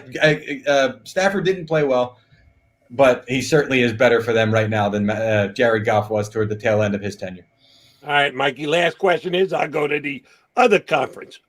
All apologies to 3-1 teams, Cincinnati, Cleveland, Baltimore, Raiders, Kansas City, LA Chargers. Is the winner of this week's Kansas City Buffalo game the top of the hill in the AFC? No. Well, here's my thing about Buffalo. If Buffalo wins, right? And this was my point coming into the year.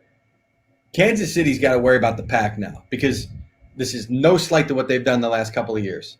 But they hit at the right time because Buffalo wasn't quite ready. Okay, Cleveland wasn't where they are. Pittsburgh was taking steps backwards. Their division was struggling. And now all of a sudden the pack, you look this season, you said, there's a pack of teams that's going to be good now, that they're going to have to fend off. And if they keep playing this football in the postseason where they fall behind and then try and score 24 points in a quarter, they're going to finally get caught because you can't keep doing it. All these teams are better. So if Buffalo beats them, that means that Buffalo beat them. That means that the Chargers beat them. Who's the third team that they lost to? Baltimore. Okay, so all of a sudden, that's going to instill confidence in whoever's got to play them in January to say these guys are beatable because they're losing to all these teams that are kind of in the pack.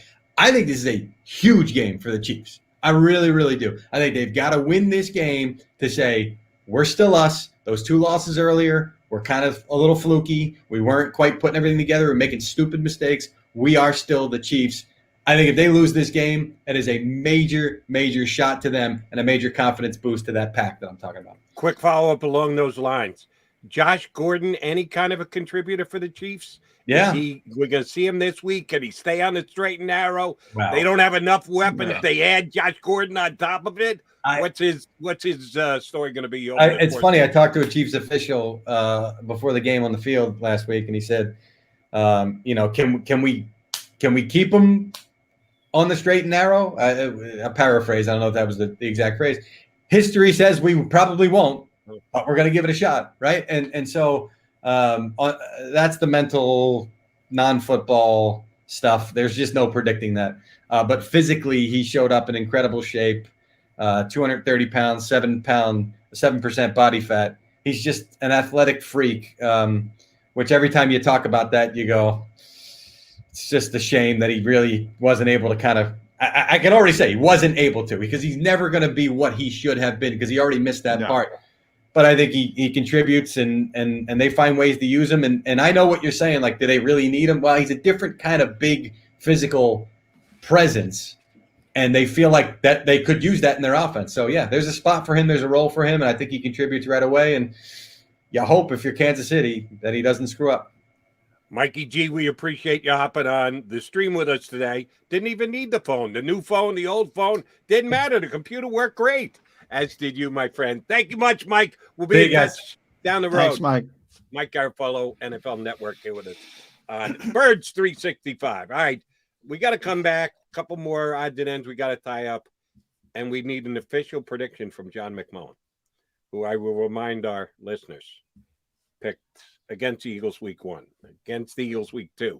He did not pick the Eagles week 3, and last week he took the Kansas City Chiefs, not the Philadelphia Eagles. Could this be the first time this year John McMullen selects the Philadelphia Eagles to win a football game?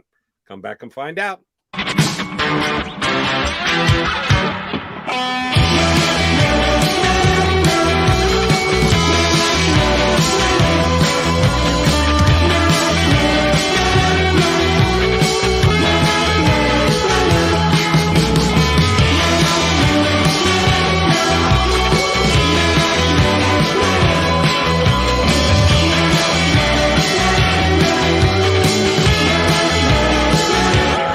At Stateside Vodka, every new customer gets the world's best rocks glass, free. What's that? A rocks glass? You're telling me that bottle is cut in half? You could say that. Holy shit. And you're telling me I can get one of these glasses for free? That's right. One free rocks glass per customer with each first-time purchase of Stateside Vodka. So good, it just disappears.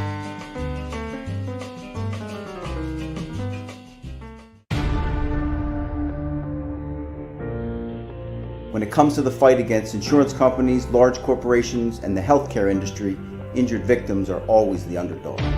But that doesn't worry us. At Mesa & Associates, we're an injury law firm from Philadelphia, and we come to fight. Our clients know that they've got representation with a chip on its shoulder, and it's the same chip that makes Philly the toughest city in the country. Call 215-568-3500 or visit us online at mesalaw.com. Mesa & Associates, the toughest injury firm in Philadelphia.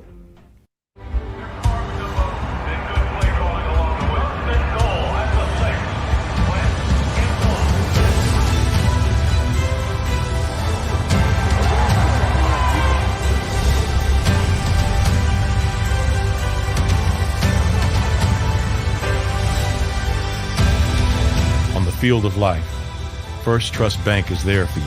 Champions on 3. 1, 2, 3. Because Philadelphia dreams deserve a Philadelphia bank. Go for the midnight dares. Go for the game. Go for the hits. Go for the fans. Go for the win. Go to Ocean Casino Resort. Book your trip at theoceanac.com.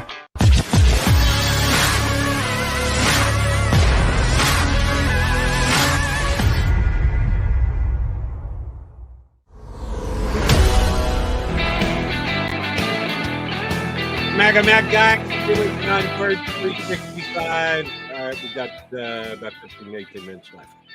First things first, McMullen, have you had a chance to go through your emails Do you know what time you're returning on Monday? That's right. I do. My flight is at 9:38 in the morning, so it's going to be tough. I'm going to try to get to the airport and do the beginning of the show, but that's all dependent on TSA and J-Mac on the phone from what's the airport name down there in Carolina? It's a good question. I don't know. Charlotte International. I have no idea either. So I was hoping you knew. Neither one of us know. Charlotte Douglas International. Who? What? Charlotte Douglas International. Douglas who? No Sherman idea. Douglas. No Douglas idea. MacArthur. What Douglas are we referring to? I wish I knew. Yeah, neither one of us know again. All right, here's what we do know. I know this. And if this ends up being self-serving, so be it. But I'm not really attempting to make it. I'm just trying to cut off Eagle fans from potential suffering and or me Monday night on WIP or Tuesday night on WIP. If we had listener/viewer feedback, I'm sure somebody will hop on the stream and say something about it. The broadcast duo on the TV side for this week includes Greg Olson, who is a relatively new broadcaster, played in the league last year, retired, tried the broadcast thing, went back to playing again. He's a guy who they think is going to become a star broadcaster. Yeah, he's pretty good. He's pretty good, actually.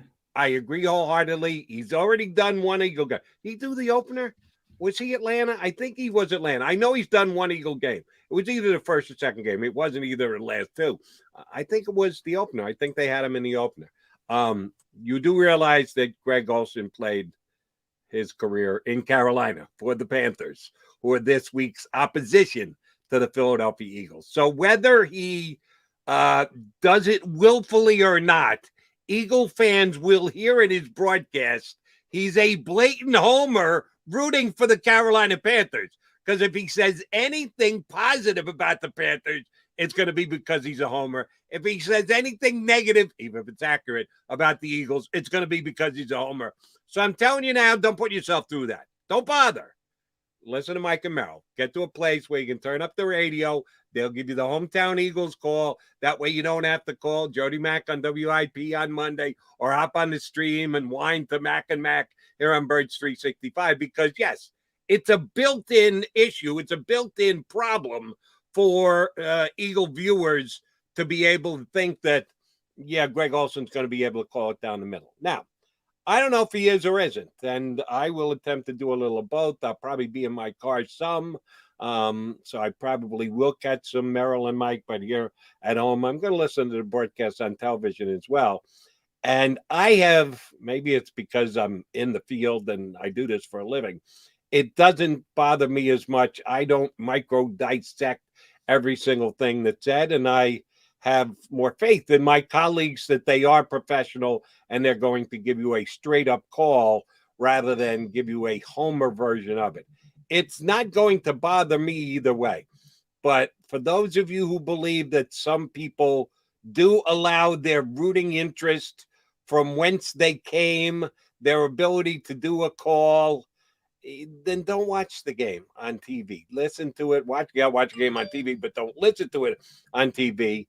Find a way to get Merrill and Mike pumped in on the Eagles radio network, which, of course, are in town, is WIP. If we get more listeners on WIP, I'll take it. But I'm really not doing it for that reason. I'm doing it because I don't want to hear you whine after the fact that Greg Olson was favoring the Panthers the entire game. All right, Johnny Mac back. They pulled my the plug computer on your Wi-Fi did again? Mike Garafolo iPhone issue. Just froze up. It never happened before. It's completely froze up. That's good, but we got you back in time to get the final thoughts on this game coming up this weekend. John, as I said last night, lending a helping hand on countdown to kickoff. Christian McCaffrey is the key to this game. And it kind of stinks because I'd like to make a definitive statement here today, and I'm going to give you a score on the game, and I'm going to ask you to give a score too.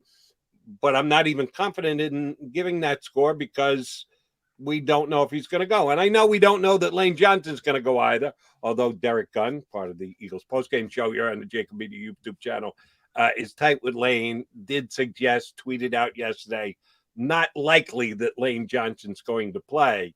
I think an even bigger issue is what level is Christian McCaffrey going to be at in this game. I think he has a bigger impact because, hey, they did a nice job filling in for Lane last week. Tip of the cap to Driscoll, did a good job. And if called upon, I think he could do it again this week. He's not Lane Johnson, but he's a reasonable facsimile. And coming right back off the injured list to play as well as he did was, I would say, a little impressive. But I think Christian McCaffrey is the key factor in this game. If he's either not 100% or it starts and ends up getting hurt, I think the Eagles win the game.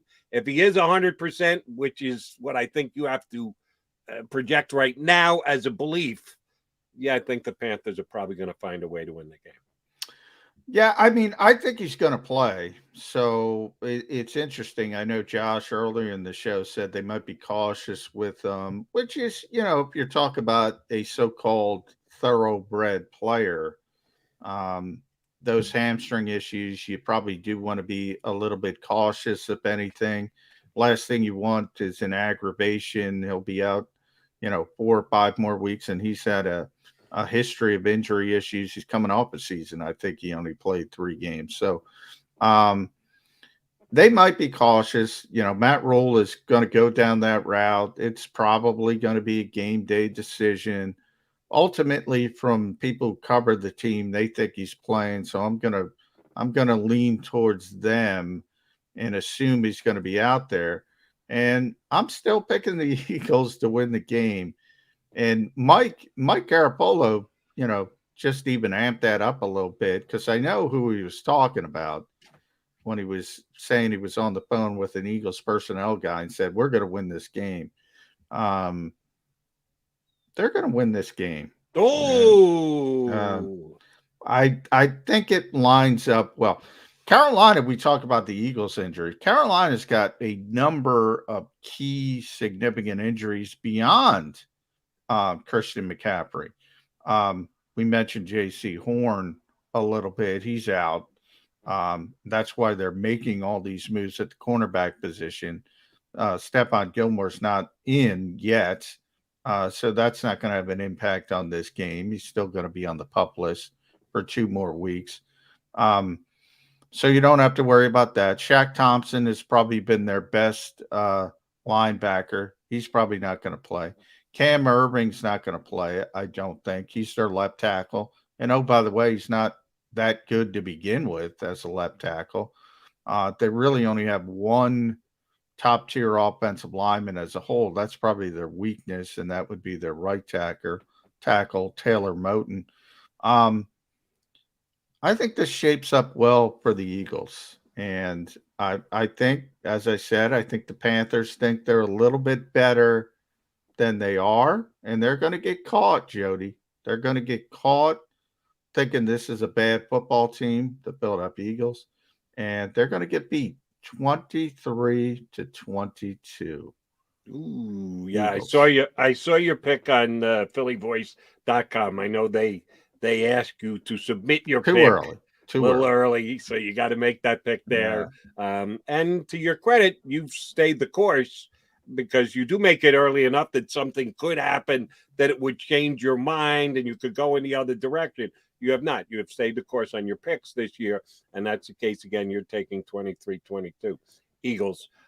We had Josh Tolentino, and if you're just tuning in now, he had a Birds 365. Josh made his debut appearance. New guy covering the Eagles this year for the Inquirer, replacing guys who did it very well for a long period of time, and other contributors to the show, Les Bowen and Damo. So kudos to Josh. He's doing a nice job, what I read of him, and he did a good job here with us today, and looking forward to having him on the show again later. He came on and predicted 27-24 Carolina. It's amazing that we've done this now several times. First week it was Kratz. Second week it was Rob Motti. This week it's Josh. my picks align with the guys we get on Friday to make picks. Yeah, you never align with me, Jody. How do you think that makes me feel? And that's okay. That's all right. That's what makes Mac and Birds 365 work. I wrote down my score. I told you I'd done it before. I think Ed Kratz had it 20. I had the opener. I had 23-20 Eagles. Kratz went 22-20. So I said, all right, you know what? I'll change. I'll go with Ed Kratz's score. And then the next week, Rob Marty's score was 1 point off what I thought. Same exact as Kratz. So I said, all right, I'll change the Rob Marty score. And I did. I'm not going to change the Josh's score, but we're so close. It's ridiculous. It's almost not worth changing. But I'll explain to you why I'm not changing. I got Panthers 26-23. I think there's going to be some kicking issues this week. I think maybe not Aaron Sipos. No, that's punting. I mean, place kicking. I think maybe you see Miss Zane Gonzalez PAT. I think maybe the Eagles are chasing points and they get a 2-point conversion. What do you got? The Eagles scoring 23 and Carolina scoring 22? 22, yeah. 23. All right, so 22. you're playing. I like weird scores because 2-point conversions, it's always something. My 26-23 leads you to believe there's going to be a lot of field goals, or there's either a missed PAT or a conversion on a 2-point attempt. I don't know. It's just going to be a field goal fest. I'm not necessarily predicting it nor projecting that, but I've got a final score of 26-23, and I will apologize for it because if there's one thing I hate, it's when whoever's picking games picks it right on the point spread number. And the Eagles opened up as a 4-point favorite, and it has come down to 3. The Eagles are a 3-point underdog in this game, and I'm picking the Eagles to lose by 3 points. So I'm doing exactly what I say I hate about prognostic. When you pick it, either go to 4 or 2. Don't pick it right on the number, you schlub. But that's what I think. You got to pick what you believe. You got to pick what you believe. It doesn't matter. But I am concerned. I think I mentioned this before. A lot of people are thinking the same thing I'm thinking. I don't like that, Jody. I do not like that. Mike Garafolo mentioned it. The spread coming down. You were explaining. A lot of people are thinking the same way I'm thinking about the Carolina Panthers. That concerns me. Too much, huh? All right. One last kind of qualification on the game. Asked, I think it was Josh when we had him on, about the fact for the first time in the first 4 games, Kenny Gainwell outperformed Miles Sanders. He outpointed Miles Sanders. He outproduced Miles Sanders, even though he did so in slightly less touches. And people look at that and go, ooh, is there a change in philosophy? Are the way the Eagles programming their offense and calling their offense going to change even more going forward? Will we see Kenneth Gainwell get more touches this week than Miles Sanders? Unfortunately, Miles just keeps going, to quote my friend Chris Berman, back in number of touches on a week in, week out basis. How's the running back duo work out this week for the Eagles? I think it hasn't changed at all. I keep saying this. I think Kansas City was an outlier. They're chasing points. You mentioned chasing points. They were chasing points in Dallas. That was the difference in theory. They won't be chasing as many points. They might be chasing a point here or there, but I don't think you're going to see them down 2 scores or anything of that nature in this type of game. And that will revert back to normal. And that's Miles Sanders as the RB1, so to speak. And Kenny Gainwell will be the hurry up guy, the third down guy, the pass catching guy. It'll revert back to what it normally looks like. And I think people are overreacting to the Kansas City game. The Kansas City game was unique because of the opposing offense. So that was an outlier game. Look, if they get blown out again, you're going to see a lot of Kenny Gainwell. You don't want to see a lot of Kenny Gainwell. Yeah, that might be a bad sign. I get exactly where you're going. All right, one more time, the John McMullen prediction for the Eagles this Sunday is 22 Eagles. So everyone who says I'm too negative, it's ironic, by the way. I'm the only one not jumping off the roof of the Ocean Casino behind you, Jed. And I almost feel better because you know what I just said about I'm perturbed at myself for picking it right on the number. Do you know what the over-under number is for this game, John? Well, let's see. 26-23, so I'm guessing 49. No. 45. And whose number adds up to 45? There we go. That's number. John McMullen. He picked it right on the over-under. I'm picking it right on the spread. He's picking it right on the over-under. So we're basically screwing you here on Birds 365. That's what we're copying to. That's what we're admitting to. Now, do what you want with the information. We're giving you our honest opinions. Now, take those opinions and go to the Ocean Casino and do what you want. As I've said on many different broadcasts over the years, remember, you get what you pay for. And how much did we charge you? Absolutely nothing. So feel free to take the information, and as John says, do what you want with it. Partner, safe travels to Carolina over the weekend. I hope to hear your voice, if not see your smiling face, at 8 o'clock on Monday morning. I hope I am there. I will keep you updated. You never know with the world of traveling. Should be a good one. Eagles and Panthers. We'll be right back here talking about it Monday at 8 o'clock. Have a great weekend, everybody. Good luck to the Eagles. We'll be back here on Birds 365. If you missed any of today's show on the JAKIB Media channel, listen to the podcast on your way home. Available on YouTube, Apple, and Spotify.